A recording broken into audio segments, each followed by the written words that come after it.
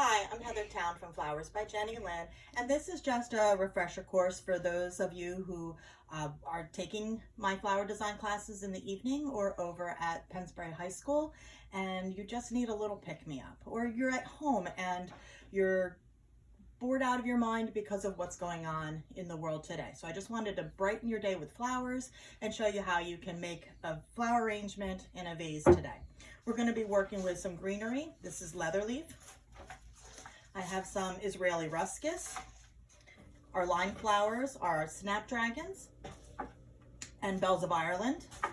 Our feature flowers, which those are the ones that are going to command some attention, are going to be our Gerber daisies, which I have in red, some mini green hydrangea.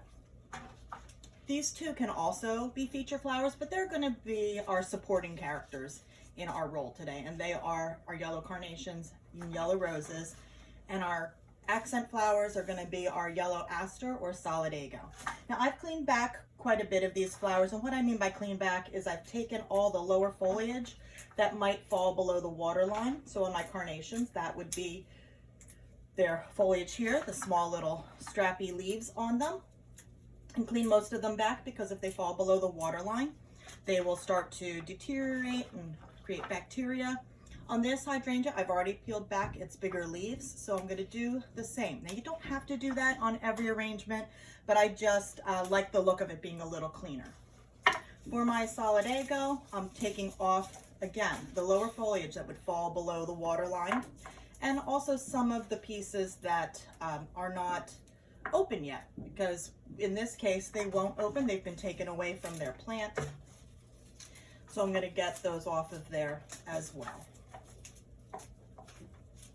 And that way, everything is ready for me to place into my vase fairly quickly when it's time to design. The bells of Ireland already came in pretty clean, but what I did is I cleaned up the tips. So this one already has most of the top area cleaned back. This one, I just need to pick back a couple of these leaves. Now again, you can leave them on if you desire, but I like that cleaner look. My snapdragons have been cleaned off as well. These ones I'm just going to use my knife and take off the lower foliage and these little stems that are on the side. Those will turn fast, and you don't want that mucking up your water. And then for my second one here. This bouquet we're going to be making in the warm color tones. And the time of year that that's perfect for is fall, because those are the tones, the reds, the goldens, the yellows, the oranges. But it is also good for any time of year because it's nice and bright and vibrant, and it stands for life. So we're going to start with our foliage and get our leather leaf into place. We're going to form a grid in our vase naturally by using the stems at an angle. I'm going to recut this piece because I don't want it sitting on the bottom. I want it angling down into my vase and sitting over here on that side of it, not touching the bottom. Now these lower pieces I'm taking off. I can use them in a future arrangement so they are not wasted.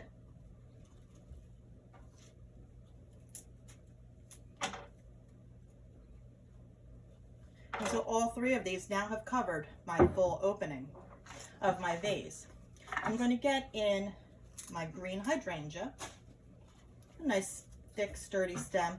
They work better towards the vase base because they will be supporters of the rest. I'm going to put in my green bells of Ireland as well, working in my greens. Now the bells of Ireland are sometimes considered a greenery, a foliage, because of their color, and sometimes they're considered a flower. So they can go either way in your arrangement if you need them to play a different role. So we're getting them in nice and tall. They will help to support our other flowers. Same with this Israeli ruscus. This has a little bit of a curve to it, so I'm not using them in my center to be my center of gravity. I'm having them lean out more to work with the other flowers.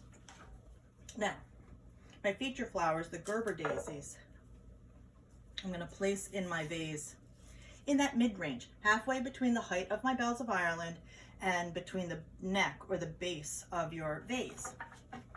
since they will be of interest. It'll help hold the eye towards the center of your arrangement. This is an all-around vase, so I'm placing my 3 Gerbers roughly at that same height throughout my whole vase. I'm going to work with my carnations next. Now, some carnations need a little fluffing so that they open a little fuller. And that, all you have to do is hold the calyx of the flower, that's the green part here on your carnation, and just fluff it right up. They're going at about the same level as your Gerber daisy within the arrangement. Again, we're just working the colors throughout the vase so that there's even distribution of the feature flowers and their supporting actors or actresses, as we would say. Now, snapdragons, this is for an order for a customer, and snapdragons were requested. The mom of this lady likes snapdragons, so we're making sure that we put them in and giving them a good showing. So even though the bells of Ireland are in here, the snapdragons are what's important and will be seen more. I'm going to put in my solidago next. I use a knife and I'm cutting all my flowers at an angle. If I hadn't mentioned that before, it allows for maximum water and nutrient delivery to the top part of the flower. And I prefer to use a knife, but some of you might like to use scissors because the knife is something that you do have to take some time to learn to work with. Now this rose has been stripped off of all of its thorns and lower foliage. Now we're going to look at the head of the rose. Do we need to pick off those guard petals? And the guard petals are the ones that are protecting the rest of the flower. They're guarding it during its opening process. I'm just going to take off 2 of those. It's not that they're ratty or browned. I'm just allowing the rest of the rose to sing. And I'm putting this rose right in the center of that solidago. That will help to hold it up, keep it nice and straight for the delivery of this. Sometimes you have to consider, am I handing this arrangement right to my customer or my friend, or is it going to be delivered? And you want it to get to the person it's intended for in the best possible shape. So working that grid in the arrangement helps to hold all your flowers in place, as well as working things like roses and Gerber daisies, using that to your advantage to keep the vase straight and tall. So thank you for joining me. I hope this brightens your day during this pandemic, and enjoy flowers. This is Heather from Flowers by Jenny Lynn.